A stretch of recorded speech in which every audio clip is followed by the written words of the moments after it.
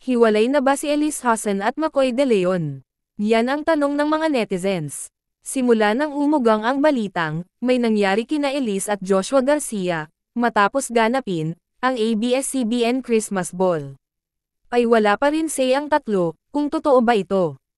Ayon sa chismis, ay lasing na umano itong si Elise, at itong si Joshua ay nasa gilid, kasama ang kanyang mga kaibigan, na malagkit umano ang kanyang mga titig kay Elise. Dati na raw crush ni Joshua si Elise, kaya raw nabigyan ng pagkakataon, na masolo umano ang aktres. Una pa raw ay may kasama pa itong si Elise, lumapit si Joshua sa kanila, nagsayawan, kwentuhan, at tuloy ang inuman.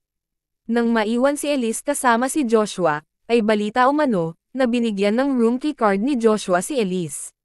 Nauna umanong umalis si Elise, na nagdahilan na mag-CCR. Maya-maya ay sumunod raw na umalis si Joshua.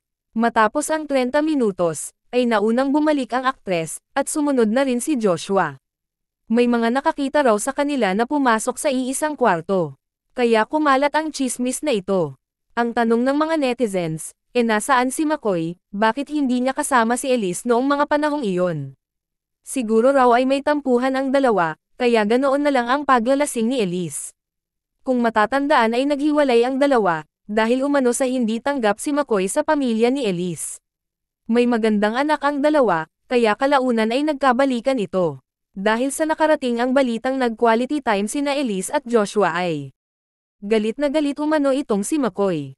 Ayon sa ibinalita ni OG Diaz, ay may dala na raw bodyguard, itong si Joshua, dahil baka magkapisikalan sina McCoy at Joshua pag nagkita. Pero hindi naman makampirma, kung dati na ba nagsasama ng bodyguard si Joshua, o ngayon pa lang ba. May nakakuha raw ng panig sa girlfriend ni Joshua Garcia na si Emilyn, ayon sa mapagkakatiwalaang source, ay nais raw ayusin ni Emilyn, ang relasyon nila ni Joshua. May banta pa itong ikakalat umano niya, ang screenshots, na nagpapatunay, na may naganap kina Joshua at Elise, pag hindi sila magkakaayos. Damay na naman si Daniel Padilla sa chismis na ito, dahil ayon sa mga netizens, kaya pala close ang dalawa, dahil gawain pala nila talaga ang mambabae, ika nga same feathers flock together.